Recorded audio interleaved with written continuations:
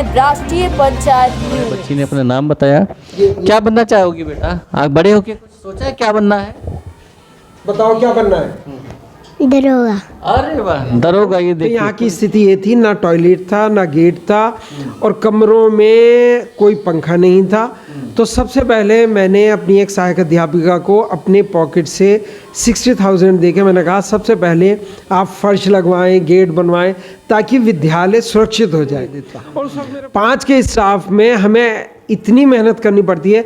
आप खुद समझिए 91 बच्चों को जब एक अध्यापक पढ़ाएगा तो उसके गले का क्या हाल होगा। तो इंटरवल में अक्सर हम गर्म पानी करा के हमको पीना पड़ता है। नमस्कार, स्वागत है आपका राष्ट्रीय पंचायत में। उत्तर प्रदेश में प्राइमरी स्कूलों की और उच्च प्राइमरी स्कूलों की कायाकल्प करने के लिए, यानी उनकी जो पहले दुर्दशा हो गई थी बीच में कुछ समय के लिए, उसको सुधारने के लिए उत्तर प्रदेश की सरकार ने काफ़ी काम किए हैं और अभी भी चल रहे हैं शिक्षा की गुणवत्ता अच्छी करने के लिए और स्कूलों की व्यवस्था को दुरुस्त करने के लिए। कितना बदलाव आया है, क्या क्या यहाँ पर चेंज आया है इन स्कूलों में, उन्हीं स्कूलों में जिनमें पहले माँ बाप नहीं सोचते थे कि हम इन स्कूलों में पढ़ाएं, क्योंकि वहाँ पर शिक्षा को जो स्थिति है वो डाउन हो गई थी। स्कूलों की जो भवन की जो स्थिति है वो उनकी भी दुर्दशा हो गई थी। तो आज हम यहाँ पहुँचे हैं बिजनौर जनपद के, उत्तर प्रदेश का बिजनौर जिला है, बिजनौर जनपद के प्राथमिक विद्यालय जटपुरा बोंडा में, और ये नजीबाद तहसील में आता है। तो जटपुरा बोंडा का जो स्कूल है उसमें क्या बदलाव आया है यहाँ की शिक्षा में और इस स्कूल के भवन में, और यहाँ पर किस तरह की व्यवस्था है वो भी दिखाएंगे, क्लासेस कैसी हैं वो भी दिखाएंगे।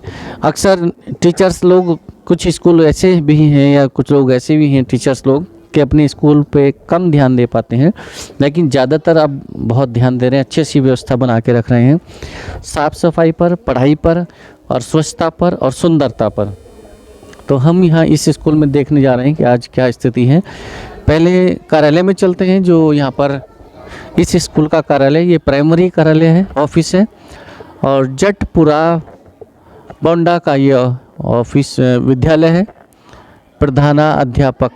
प्रधानाध्यापक है यहाँ पर जियाउर रहमान, ये देख सकते। तो ये यहाँ पर इनका कार्यालय है प्राइमरी स्कूल का।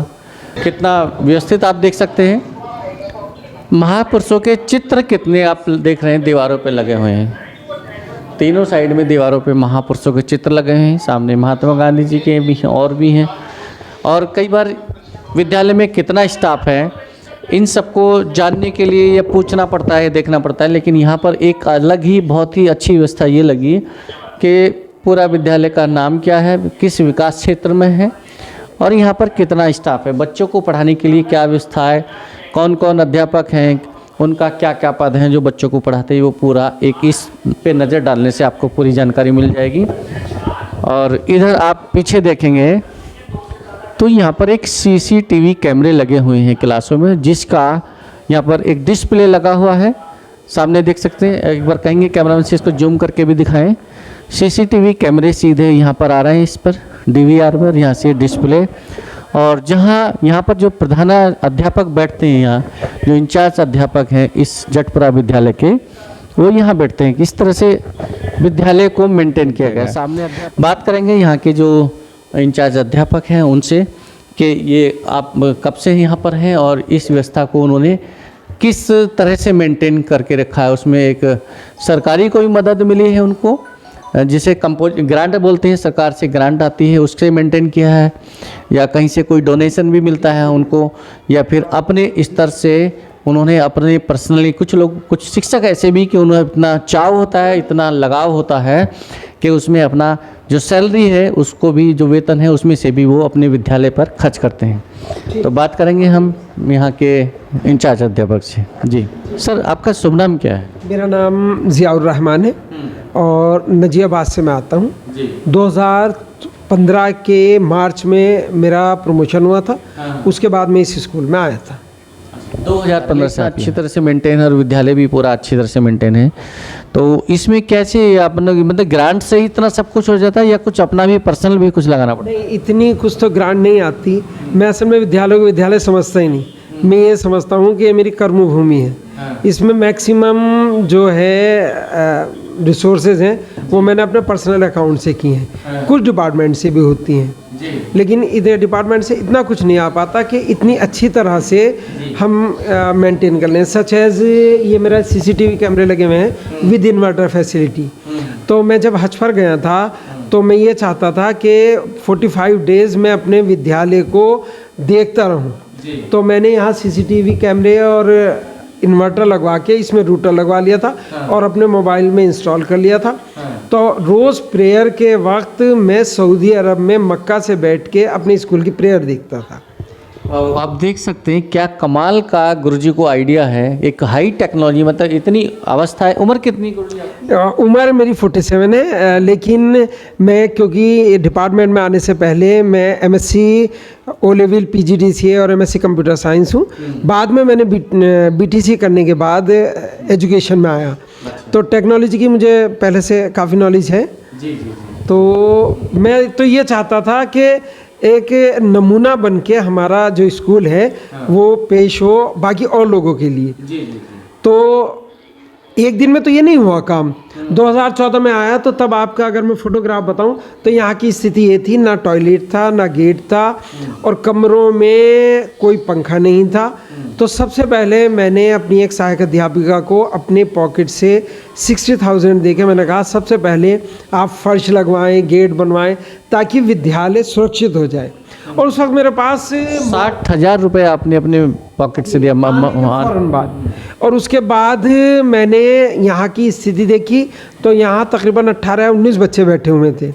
लेकिन मैं आपको बता दूं उसके बाद जो हमने प्रोग्रेस की, मैंने गांव में जाके डोर टू डोर लोगों से मिला तो मेरे पास उसी साल 180 के करीब बच्चे हो गए।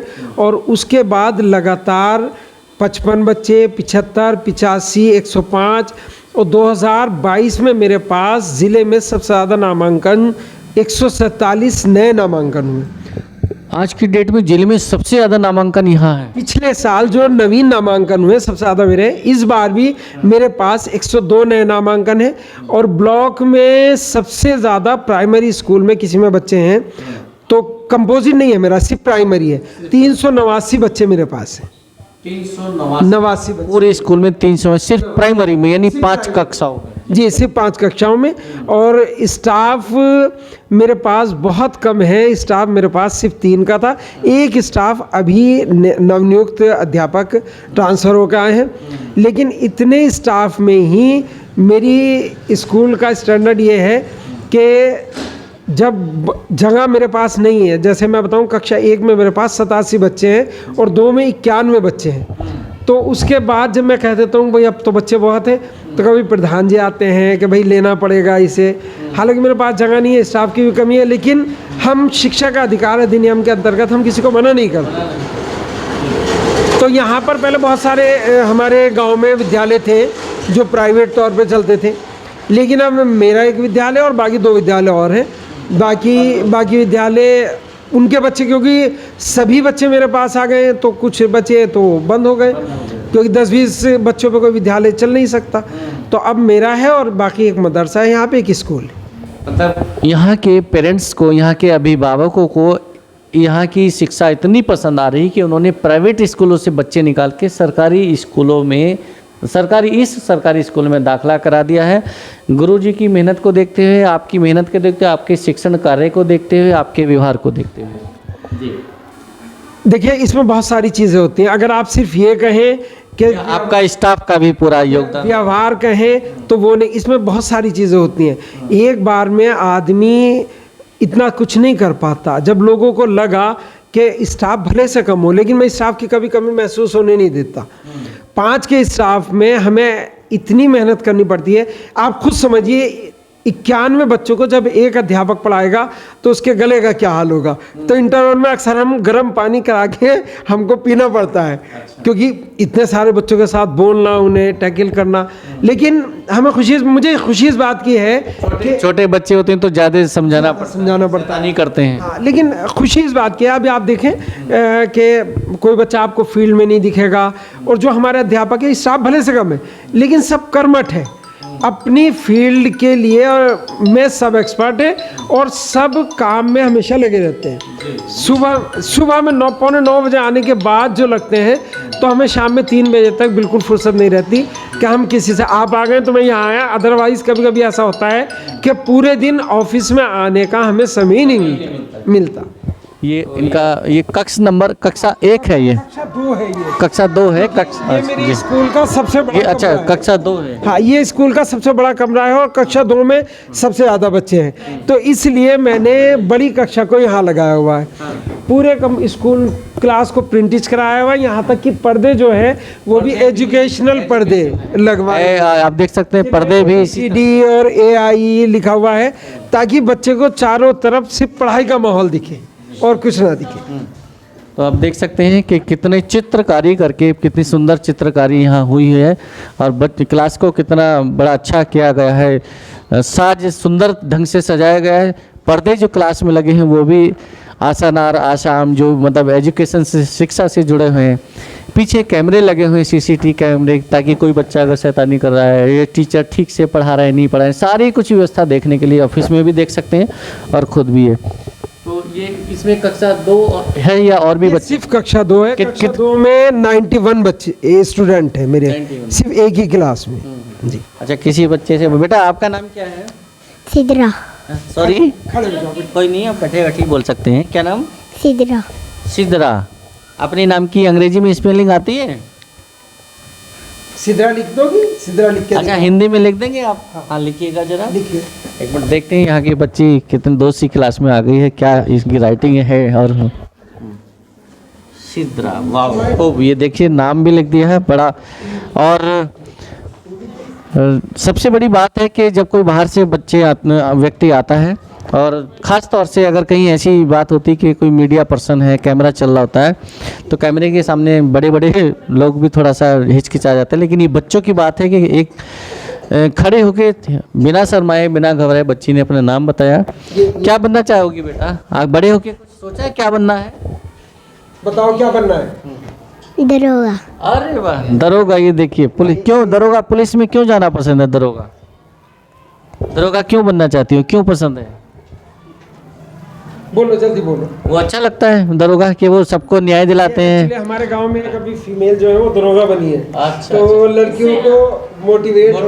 तो यहाँ की ये भी एक अच्छी बात है कि एक प्रेरणा मिली है कि इस गांव की एक बेटी अभी हाल ही में दरोगा बनी है, सब इंस्पेक्टर बनी है, तो उस बच्ची को, उनको देख के इनको भी प्रेरणा मिली है कि मुझे भी दरोगा बनना है।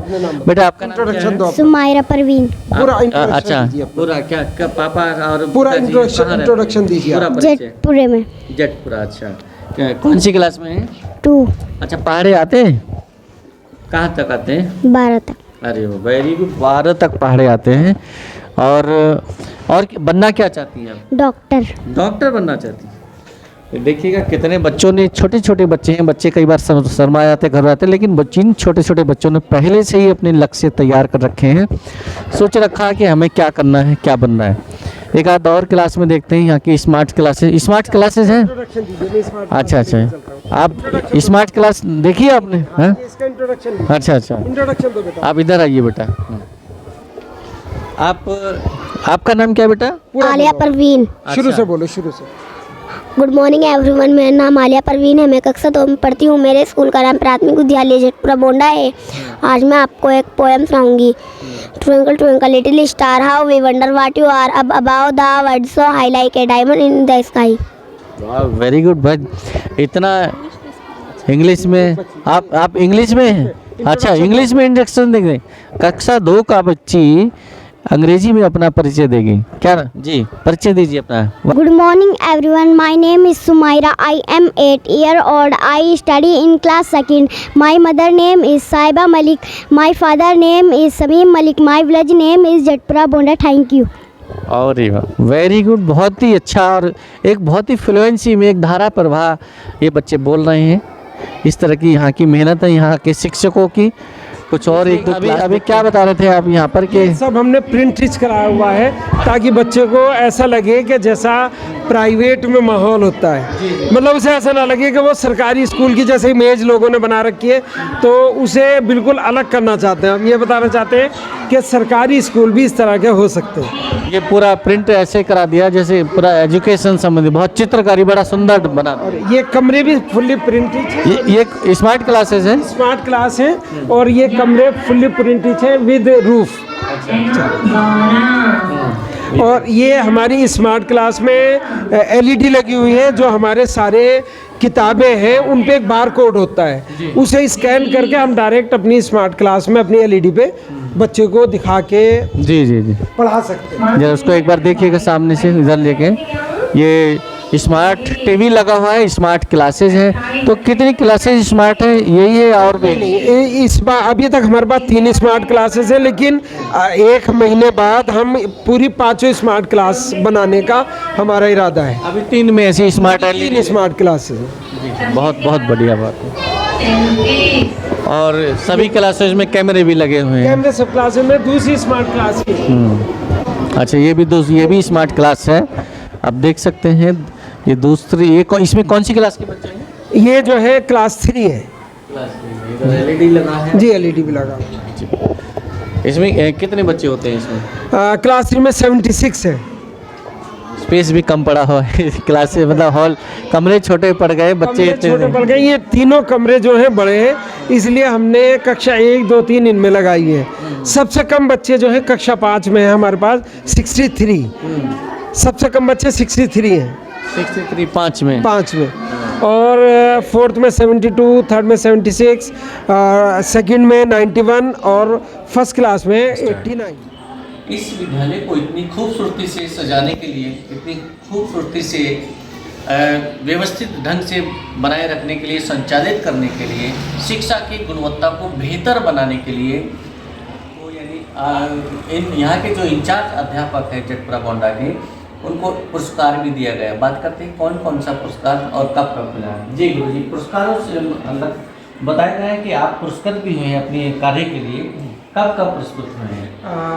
अब से 2 साल पहले सीडीओ साहब ने मुझे बेस्ट शिक्षक का अवार्ड दिया था, और इस साल का जो नजियाबाद ब्लॉक का बेस्ट शिक्षक का अवार्ड है वो भी मुझे मिला है जी। और जो न्याय पंचायत पे हर एक शिक्षक को मिलना है, तो वो भी न्याय पंचायत स्तर का भी बेस्ट शिक्षक का अवार्ड मुझे मिल चुका है। और सर्वश्रेष्ठ विद्यालय का अवार्ड जो पिछले साल मिला था वो भी हमें ही प्राप्त हुआ था। जी जी।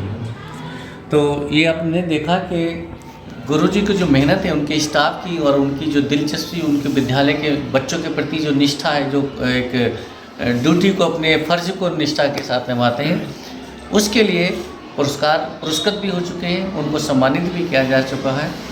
और ऐसा है, अगर सभी शिक्षक, सभी विद्यालय ऐसे हो जाए तो वो दिन दूर नहीं होगा कि जब विद्यालयों में, सरकारी स्कूलों में बच्चों की भरमार हो जाएगी, और जो एक तरह से लोगों में सोच बनी हुई थी कि प्राइमरी या सरकारी स्कूलों में पढ़ाना अपनी एक इंसल्ट समझते थे, एक मानसिकता ऐसी पैदा हो गई थी बच्चों, अभिभावकों में, तो वो अब काफ़ी हद तक ख़त्म हो गई है। अब लोग सरकारी स्कूल में पढ़ाना पसंद कर रहे हैं प्राइवेट स्कूलों की अपेक्षा। क्यों? क्योंकि प्राइवेट स्कूलों का खर्च इतना महंगा होता है के लिए सक्षम नहीं है। आपने देखा जेटपुरा बोंडा का स्कूल प्राइमरी स्कूल है, प्राथमिक विद्यालय जिसे बोलते हैं हिंदी में अगर बोले तो। नजीबाद ब्लॉक यानी बिजनौर जनपद का एक ब्लॉक है, एक तहसील है नजीबाद, और नजीबाद में 2 ब्लॉक है, नजीबाद और करपुर। तो ये जो विद्यालय नजीबाद ब्लॉक में आता है, जेटपुरा बोंडा इसका नाम है। प्राथमिक विद्यालय में क्या व्यवस्था, कितनी सुंदरता यहाँ है, कितनी स्वच्छता यहाँ है। बाहर का पूरा परिसर बिल्कुल साफ़ सुथरा स्वच्छ है। क्लासों में भी अपने अंदर देखा चित्र भी, पर्दे भी इस तरह से लगे हुए हैं। और इस सब के पीछे जो योगदान है पूरे स्टाफ का तो है ही है, लेकिन सबसे बड़ी जो प्रेरणा है, सबसे बड़ा जो योगदान है वो यहाँ के इंचार्ज अध्यापक का है, जो कि आप सामने देख रहे हैं। क्योंकि किसी भी टीम को लीड करने वाला, चाहे वो अध्यापकों की टीम हो, उनको लीड करने वाला है, या किसी ऑफिसर, कोई अधिक डिपार्टमेंट है उसको लीड करने वाले कोई ऑफिसर हैं, अगर वो ऑफिसर या वो लीड करने वाला लीडर मजबूत नहीं होगा, समझदार नहीं होगा, योग्य नहीं होगा, तो वहाँ पर कहीं ना कहीं अव्यवस्था का सामना करना पड़ेगा, मुश्किलों का सामना करना पड़ेगा, और कुछ काम जो होने वाले थे वो मुमकिन हो जाएंगे। जो योगी सरकार ने किया है, जो उत्तर प्रदेश की सरकार ने किया है, स्कूलों की कायाकल्प बदलने के लिए किया है, सरकार ने भी अपने स्तर से बहुत कुछ किया है, लेकिन उसके बावजूद भी शिक्षकों ने, जैसे आप जैसे शिक्षक हैं, जियाउर रहमान जैसे शिक्षक हैं, अगर इस तरह से और भी शिक्षक अपने विद्यालयों में रुचि लें, इंटरेस्ट लें कि उसको, जैसे सर गुरुजी बता रहे हैं कि ये हमारी सिर्फ एक स्कूल नहीं है, हमारी एक कर्म भूमि है, कर्म भूमि है जहाँ पर हम कर्म करते हैं और जिससे हमारा परिवार चलता है। तो इस तरह से उन्होंने अपनी निष्ठा के साथ अपने दिल से इस विद्यालय को चला रहे हैं और उसी का ये नज़रिया विद्यालय इतना खूबसूरत है। बच्चों की जो शिक्षा है, गुणवत्ता है, वो इतनी अच्छी है कि बच्चों ने कैसे आपके सामने जवाब दिया, किस तरह से बोले धारा प्रभा, अपने लक्ष्य के बारे में बताया कि बड़े होकर उन्हें क्या बनाना है। कक्षा 2 की उम्र में, एक छोटी सी उम्र में उन्होंने तय कर लिया, एक मोटिवेट हो गया खुद ही कि मुझे बड़े होकर ये बनना है। तो ऐसा हर विद्यालय में देखने को मिलना चाहिए। फिर किसी और विद्यालय में आपके बीच मिलेंगे, देखें कि वहाँ पर क्या स्थिति है। तब तक बने रहिए हमारे साथ। नमस्कार, जय हिंद।